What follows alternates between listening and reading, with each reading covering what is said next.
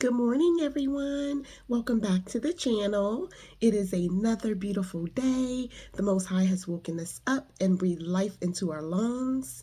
And I'm so grateful that you are able to join us today. So we're going to dive right back into where we left off at. So go ahead and get your swords. Right? Get your pens, your papers, your notebooks, your drinks, your coffee, your water, whatever it is that you're drinking. And we're going to pick right back up where we left off at Exodus 17. So when we left off,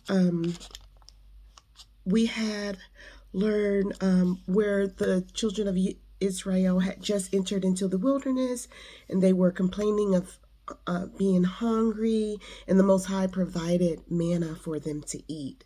And he also taught them how to prepare and keep, how to prepare for the Shabbat and how to keep the Shabbat, which is the seventh day, the day of rest.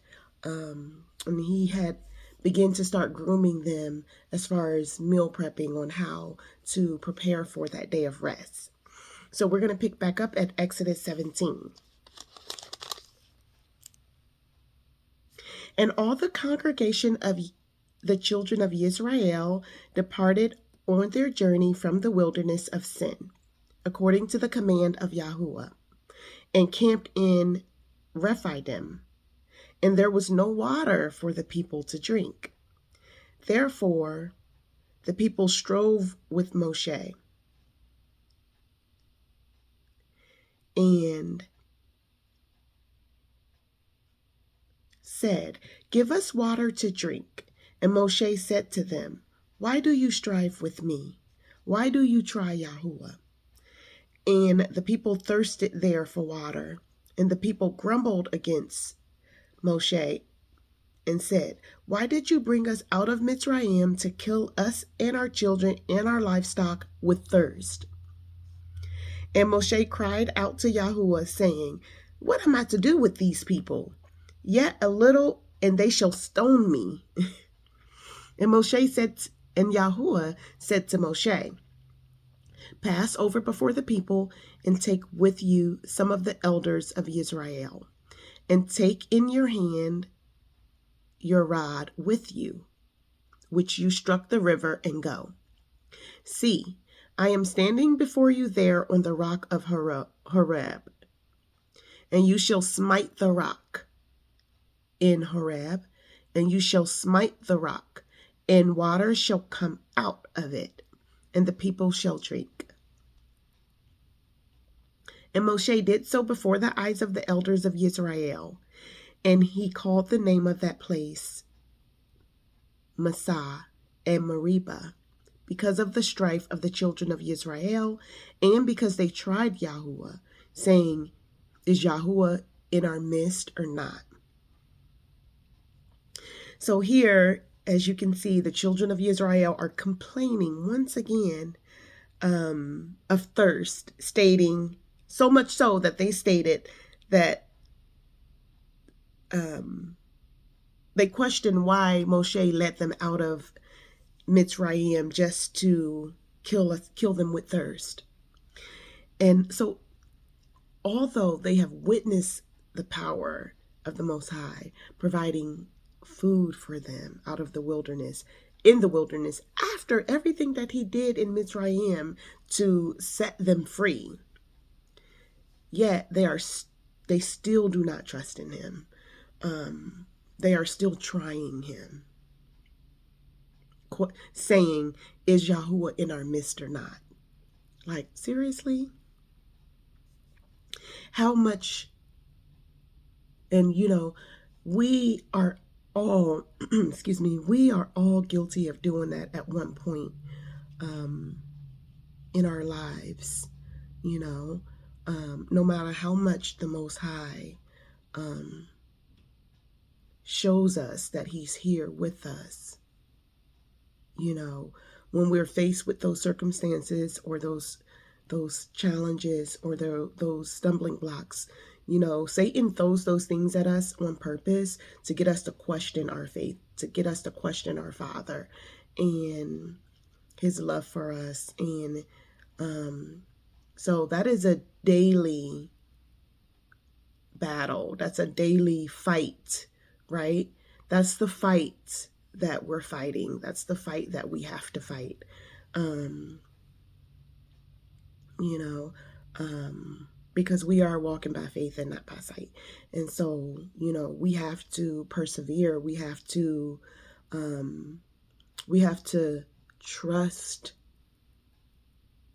in our Father no matter what we face. Verse 8. And Amalek came and fought with Israel in Rephidim. And Moshe said to Yahushua, choose for us men and go out, fight with Amalek. Tomorrow I am stationing myself on the top of the hill with the rod of Elohim in my hand. And Yahushua did as Moshe said to him to fight with Amalek. And Moshe, Aaron, and Hur went up to the top of the hill. And it came to be, when Moshe held up his hand, that Israel prevailed. And when he let down his hand, Amalek prevailed. But Moshe's hands were heavy, so they took a stone and put it under him, and he sat on it. And Aaron and Hur supported his hands, one on one side and the other on the other side. And his hands were steady until the going down of the sun. And Yahushua defeated Amalek and his people with the edge of the sword. And Yahuwah said to Moshe, write this for remembrance in the book and recite it in the hearing of Yahushua, that I shall completely blot out the remembrance of Amalek from under the Shemayim. And Moshe built an altar and called its name Yahuwah Nisi. For he said, because a hand is on the throne of Yah, Yahuwah is to fight against Amalek from generation to generation. Beautiful. So the Most High has given Moshe the power to hold up his hand, and as long as he keeps his hand raised, then Israel, the men of Israel, will prevail over Amalek in this fight. And if he were to let down his hand, then Amalek would prevail. And so Aaron and Hur came together to support Moshe, right? To keep his hand lifted. And so this is an example for us. Like, that's why it's important for us to find our brothers and sisters, right? And pour into them, and to keep one another accountable, right? And so that, and to keep us accountable, when we come together and we pour into one another and we lift each other up and we hold each other accountable. That's important. Clearly, Moshe, he needed Aaron and Hur to support him, to support his hand so that they can stay up, so that the men of Israel could prevail over Amalek. And the same goes for us, right? For us to defeat the wickedness of this world, first and foremost, we cannot do it without the Most High. We cannot fight the battle on our own. You have to have his Ruach, his Holy Spirit inside you, to fight these battles, right? To fight this wickedness that is trying to take over his people. And so strengthening our relationship with our Father is the most important way is the most important amount of support that we could possibly have, right? And then also, connecting with our brothers and sisters in Yahusha, and pouring into one another and keeping and holding one another accountable. That's so important. So if you have a brother or you have a sister that and when I say brother or sister, I mean brother and sister in Christ, Yahusha, the Messiah, that brother and that sister, the brother and sister that is out to do the Father's will. If you have that brother, you have that sister, lean into them, and you guys support one another and hold each other accountable in this walk, so that you are keeping the Most High's laws, statutes, and commandments.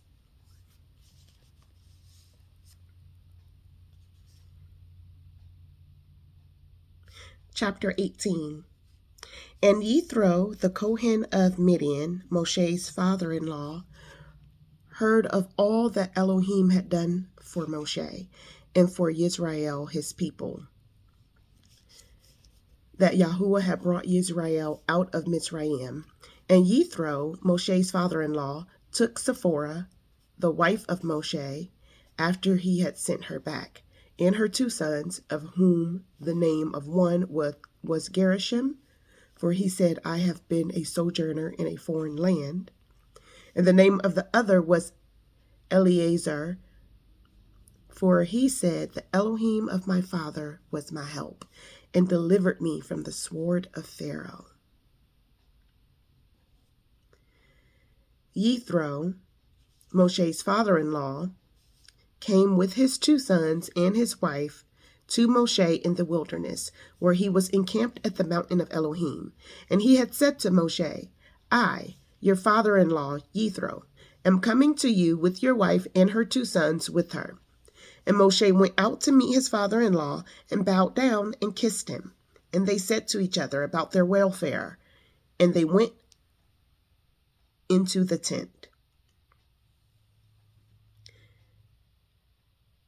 And verse 8, and Moshe told his father-in-law all that Yahuwah had done to Pharaoh and the Mitzrites for Israel's sake, and all the hardship that had come upon them on the way, and how Yahuwah had delivered them.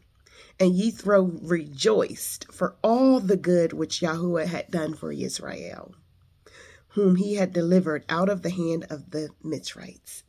And Yethro said, Barak be Yahuwah, which Barak is blessed. Barak be Yahuwah, who has delivered you out of the hand of the Mitzrites, and out of the hand of Pharaoh, and who has delivered the people from under the hand of the Mitzrites. Now I know that Yahuwah is greater than all the mighty ones, for in the matter in which they acted proudly above them. So here Moshe has shared with Yethro everything that has taken place in Mitzrayim, and Yethro is rejoicing, and he's saying that now I know that Yahuwah is the great I am. In verse 11, when he says it's greater than all the mighty ones, he's referring to all of the other so-called gods that the pagans, which is people who worship different gods, all the other, that's who he is referring to when he says the mighty ones, because pagans worship different gods, but he's saying, I know now that Yahuwah is the great I am. He is greater than all the mighty ones. Verse 12, then Yethro, the father-in-law of Moshe, brought a burnt offering and other slaughterings unto Elohim. And Aaron came with all the elders of Israel to eat bread with the father-in-law of Moshe before Elohim. And it came to be on the next day that Moshe set to rightly rule the people. And the people stood before Moshe from morning until evening. And when the father-in-law of Moshe saw all that he did for the people, he said, What is this that you are doing for the people? Why do you sit by yourself and all the people stand before you from morning until evening?" And Moshe said to his father-in-law, "Because the people come to me to seek Elohim. And when they have a matter, they come to me, and I rightly rule between one another and make known the laws of Elohim and his Torah." And the father-in-law of Moshe said to him, "What you are doing is not good. Both you and these people with you shall certainly wear yourselves out. For the matter is too heavy for you. You are not able to do it by yourself. Now listen to my voice. Let me counsel you, and Elohim be with you. Stand before Elohim for the people, and you shall bring the matters to Elohim. And you shall warn them of the laws and the Torah, and show them the way in which they should walk, and the work which they do. But you yourself seek out from all the people able men who revere Elohim, men of truth, hating unfair gain, and place them over them to be rulers of thousands, rulers of hundreds, rulers of fifties, and rulers of tens. And they shall rightly rule the people at all times. And it shall be that they bring every great matter to you, but they themselves rightly rule every small matter. So make it lighter for yourself, for they shall bear with you." So here, Yethro, Moshe's father-in-law, is telling him, is telling him that instead of Moshe trying to rightly rule all the children of Israel by himself, how about he seek out some good, able men and assign them to rule over a few thousand, a few hundred, a few fifties, a few tens, like split the group up and assign these men as rulers over their particular groups. And the rulers would handle the small matters, and then they would bring any large matters to Moshe. So this is what Yethro is suggesting that Moshe do to better rule the children of Israel as a whole. Verse 23, "If you do this word, and Elohim shall command you, then you shall be able to stand, and all this people also go to their place in peace." And Moshe listened to the voice of his father-in-law and did all that he said. And Moshe chose able men out of all of Israel and made them heads over the people, rulers of thousands, rulers of hundreds, rulers of fifties, and rulers of tens. And they rightly ruled the people at all times. The hard matters they brought to Moshe, but they rightly ruled every small matter themselves. And Moshe sent off his father-in-law, and he went away to his own land.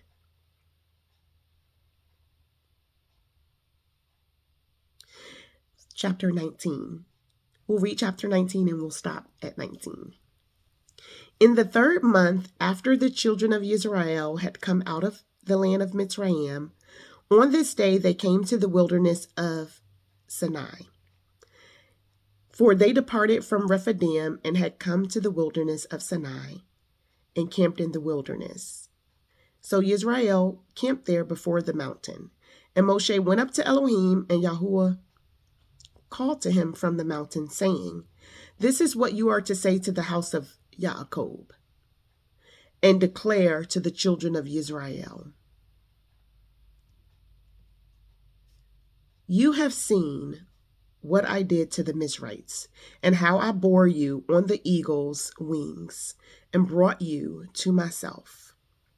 Now, if you diligently obey my voice and shall guard my covenant, then you shall be my treasured possessions above all the peoples, for all the earth is mine. And you shall be to me a reign of Kohanim, and a Kodesh nation. Those are the words which you are to speak to the children of Israel. So here, Yahuwah has called Moshe up from the mountain, and he spoke to him and gave him instructions on what to say to the house of Yaakov, the children of Israel, right? Because remember, Yaakov was renamed Israel by the Most High.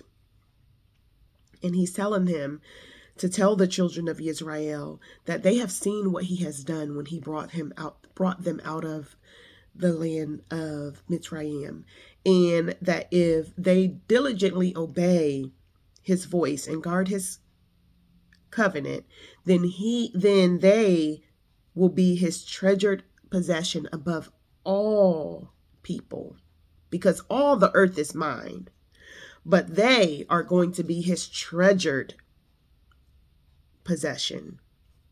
Yes.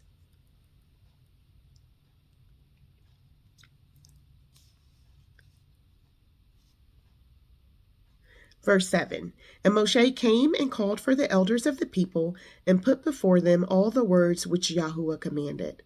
And all the people answered together and said, all that Yahuwah has spoken we shall do. So Moshe brought back the words of the people to Yahuwah. And Yahuwah said to Moshe, see, I am coming to you in the thick cloud, so that the people hear when I speak with you and believe you forever. And Moshe reported the words of the people to Yahuwah. And Yahuwah said to Moshe, go to the people and Kodesh them today and tomorrow, and they shall wash their garments, and shall be prepared by the third day. For on the third day Yahuwah shall come down from Mount Sinai before the eyes of all the people. Wow. And you shall make a border for your people. And you shall make a border for the people all around, saying, take heed to yourselves that you do not go up to the mountain or touch the border of it. Whoever touches the mountain shall certainly be put to death. Not a hand is to touch it, but he shall certainly be stoned or shot with an arrow, whether man or beast, he shall not live. When the trumpet sounds long, let them go up to the mountain. And Moshe came down from the mountain to the people and Kodesh the people. And Kodesh means to make holy, to cleanse. So he's preparing the people. So verse 14, Moshe came down from the mountain to the people and Kodesh the people, and they washed their garments. And he said to the people, be prepared by the third day. Do not come near a wife. So he's also telling them to not lay with their wives either in this preparation. Verse 16, and it came to be on the third day in the morning that there were thunders and lightnings and a thick cloud on the mountain. And the sound of the ram's horn was very loud. That's the trumpet. And all the people who were in the camp trembled. And Moshe brought the people out of the camp to meet Elohim, and they stood at the foot of the mountain. Wow. Like, it just makes me think, like, if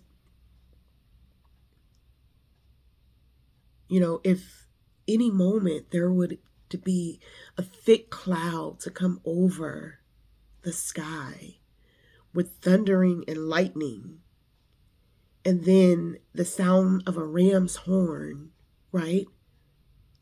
Very loud, trumpeting through the sky, through this thick cloud.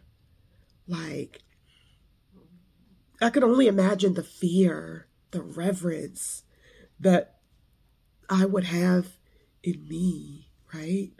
Like, to witness that, and you just want to be ready for that day. You just want to be ready for that day. Because only the righteous and set apart, and only those that are after the Most High's heart, that are out to do his will, to please him, to serve him, just to hear him say, well done, to be in his right ruling. Only those that truly desire that are going to inherit a place in his kingdom. So I can't imagine hearing and seeing and witnessing what the children of Israel witnessed this day. Right? So, verse 17, and Moshe brought the people out of the camp to meet Elohim, and they stood at the foot of the mountain. And Mount Sinai was in smoke, all of it, because Yahuwah descended upon it in fire. And its smoke went up like the smoke of a furnace, and all the mountain trembled exceedingly. And when the blast of the ram's horn sounded long and became very strong, Moshe spoke, and Elohim answered him by voice. And Yahuwah came down upon Mount Sinai on the top of the mountain, and Yahuwah called Moshe to the top of the mountain, and Moshe went up. And Yahuwah said to Moshe, go down, warn the people, lest they break through unto Yahuwah to see, and many of them fall. And let the Kohanim who come near Yahuwah Kodesh themselves too. And Kohanim are the priests. Lest Yahuwah break out against them. Verse 23, and Moshe said to Yahuwah, the people are not able to come up to Mount Sinai, for you warned us, saying, make a border around the mountain and Kodesh it. And Yahuwah said to him, come, go down, and then come up, you and Aaron with you. But do not let the Kohanim and the people break through to come up to Yahuwah, lest he break out against them. And Moshe went down to the people and spoke to them. Wow. So we'll stop here for today in our studies. But wow, what a beautiful event is taking place right here. Like, the Most High is showing himself to the children of Israel. Like, these people are so special to him that he's showing himself to them and to them only. Beautiful.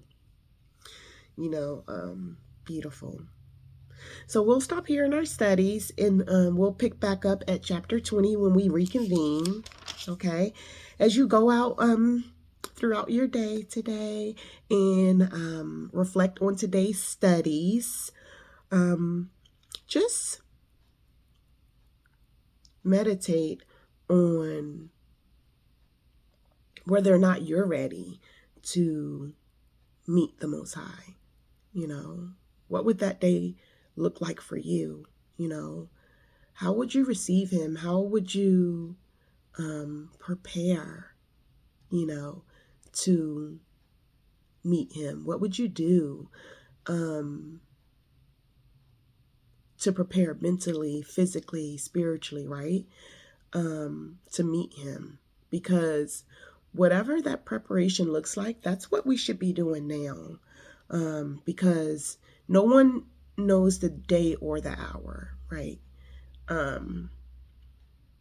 He is going to come like a thief in the night.